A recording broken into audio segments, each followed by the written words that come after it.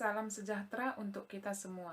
Yang terhormat, Bapak Agus Edi Rangkuti selaku dosen pembimbing PKL saya dan kepada dosen dan staf jurusan Administrasi Niaga Program Studi Administrasi Bisnis. Pada kesempatan ini, saya akan mempresentasikan hasil laporan PKL saya dan saya akan memulai dari bab 1 pendahuluan. Proses pencapaian tujuan perusahaan melibatkan sumber daya, karena memberikan sumbangan bagi pencapaian tujuan melalui proses kerja yang telah tercapai. Salah satu faktor penunjang keberhasilan perusahaan adalah tenaga kerjanya. Maka perusahaan harus memperhatikan karyawannya dengan baik. Salah satu usaha untuk mendapatkan sumber daya manusia yang baik yaitu melalui jalur pendidikan. Politeknik Negeri Medan sebagai institusi pendidikan nasional yang memiliki tujuan untuk menghasilkan sumber daya manusia yang berdedikasi tinggi, disiplin, terampil, dan bertanggung jawab, serta menyediakan tenaga kerja yang siap pakai. Dalam mencapai hal tersebut, maka Politeknik Negeri Medan membuat program perkuliahan yang terencana dan terprogram. Satu di antaranya adalah menyelenggarakan program praktik kerja lapangan yang bekerja sama dengan perusahaan swasta maupun negeri.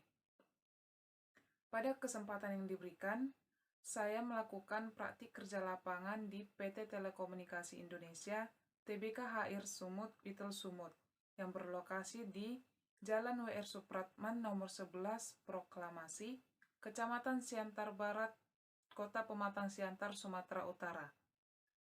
Waktu pelaksanaan praktik kerja lapangan dilakukan selama 12 minggu, dimulai dari tanggal 8 Februari 2021 sampai 8 Mei 2021. Hari kerja di kantor PT Telkom Pitel Sumut yaitu hari Senin dan sampai hari Jumat. Dimulai dari jam 8 pagi sampai jam 5 sore. Tujuan dilaksanakannya praktik kerja lapangan yaitu sebagai berikut. Yang pertama, memberikan kesempatan kepada mahasiswa untuk dapat menerapkan dan membandingkan teori-teori yang selama ini diterima di bangku perkuliahan dengan kenyataan yang terjadi di lapangan. Yang kedua, mengembangkan dan meningkatkan kemampuan serta keterampilan mahasiswa dengan cara mengaplikasikan ilmu yang diperoleh di bangku perkuliahan dalam pekerjaan. Yang ketiga, melatih mahasiswa beradaptasi dalam lingkungan pekerjaan. Dan yang keempat, memperkenalkan dunia pekerjaan yang sebenarnya kepada mahasiswa agar dapat mempersiapkan diri dalam memasuki kerja nanti. Yang selanjutnya yaitu beberapa manfaat praktik kerja lapangan. Yang pertama, manfaat praktik kerja lapangan bagi mahasiswa. Yang pertama, mendapatkan wawasan yang tidak hanya mengenai teori, melainkan berupa pengalaman praktis dan pengalaman secara konkret situasi dalam dunia kerja.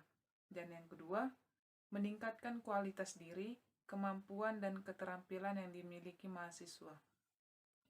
Manfaat praktik kerja lapangan bagi perusahaan. Yang pertama, membagi pengetahuan kepada mahasiswa untuk mengetahui kerja di perusahaan. Yang kedua, memberikan peran dan kontribusi positif kepada masyarakat dan mahasiswa.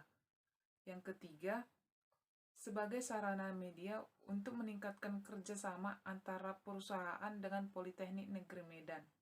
Dan yang keempat, sebagai sarana untuk memberikan kriteria tenaga kerja dan kualitas yang dibutuhkan oleh perusahaan atau badan usaha yang terkait. Yang ketiga, manfaat praktik kerja lapangan bagi Politeknik Negeri Medan. Yang pertama, sebagai sarana pengenalan dan pembelajaran yang efektif bagi mahasiswa sebelum lulus dan terjun pada dunia kerja. Yang kedua, mengenalkan kualitas mahasiswa Politeknik Negeri Medan kepada perusahaan atau badan usaha yang terkait.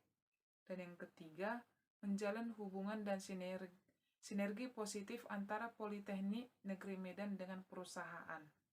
Yang selanjutnya, saya akan membahas bab 2 yaitu pelaksanaan praktik kerja lapangan.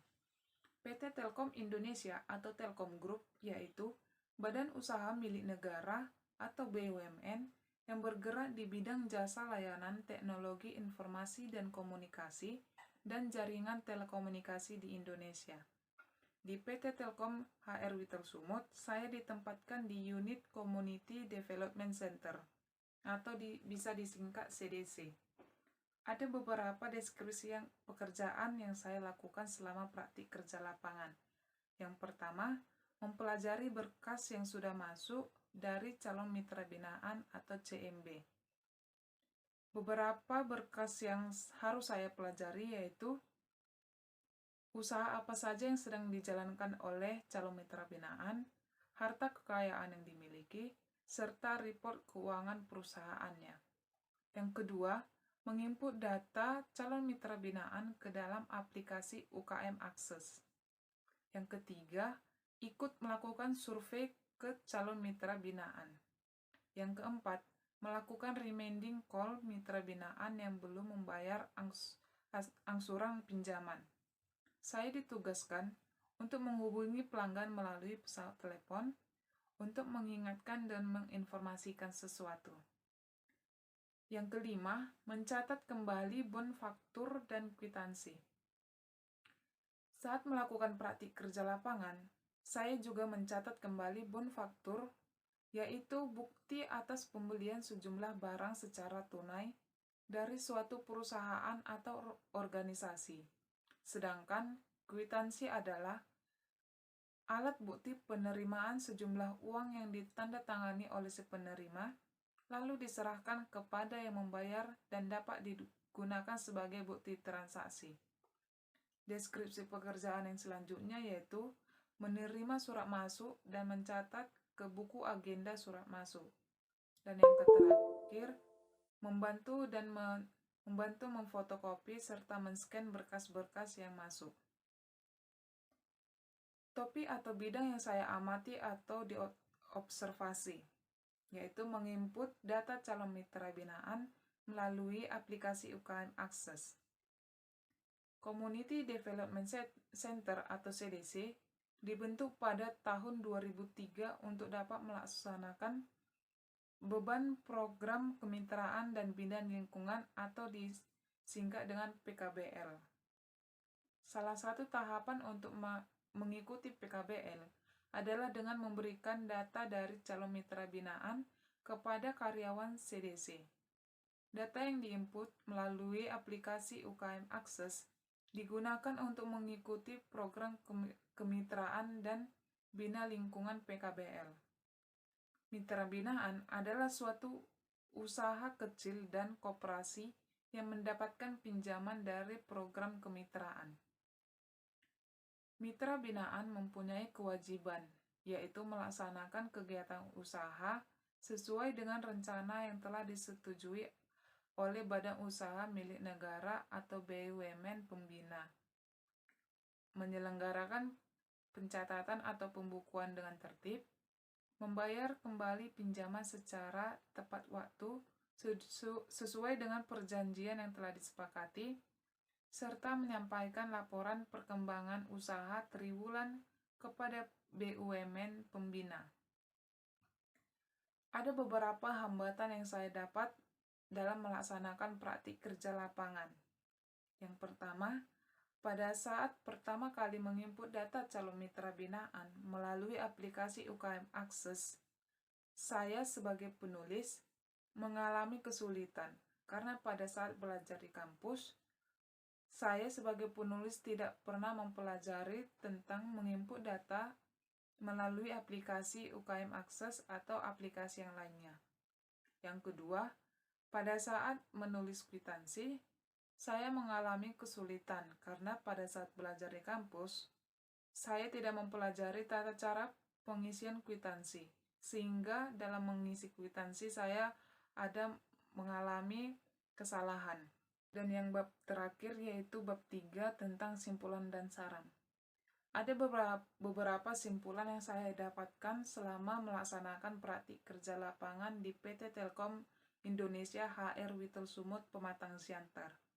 Yang pertama, selama menjalani praktik kerja lapangan, saya mendapatkan banyak pengalaman pekerjaan serta pengajaran yang berharga, yaitu memahami lebih tentang program kemitraan dan bina lingkungan atau PKBL, serta calon mitra binaan yang mengajukan permohonan untuk peminjaman. Yang kedua, memahami bagaimana pengisian bonfaktur dan kwitansi. Serta yang ketiga, memahami bagaimana cara menginput data calon mitra binaan ke dalam aplikasi UKM Akses. Yang selanjutnya, saran yang diberikan untuk memperlancar praktik kerja lapangan. Ada beberapa saran untuk memperlancar praktik kerja lapangan dan agar tujuan praktik kerja lapangan yang diinginkan dapat tercapai. Saya memberikan saran-saran sebagai berikut. Yang pertama, sebaiknya pada saat mengisi kwitansi, saya sebagai penulis lebih fokus sehingga tidak terjadi kesalahan. Serta yang kedua, saat menginput data calon mitra binaan melalui aplikasi UKM Akses, sebaiknya saya bertanya kepada pembimbing PKL di lapangan, agar tidak terjadi kesalahan dalam mengisi data. Demikian presentasi saya tentang laporan PKL saya selama di PT Telkom Indonesia HR Witul Sumut Pematang Siantar. Jika ada yang salah dalam pengucapan ataupun kata-kata, saya mohon maaf. Sekian dan terima kasih.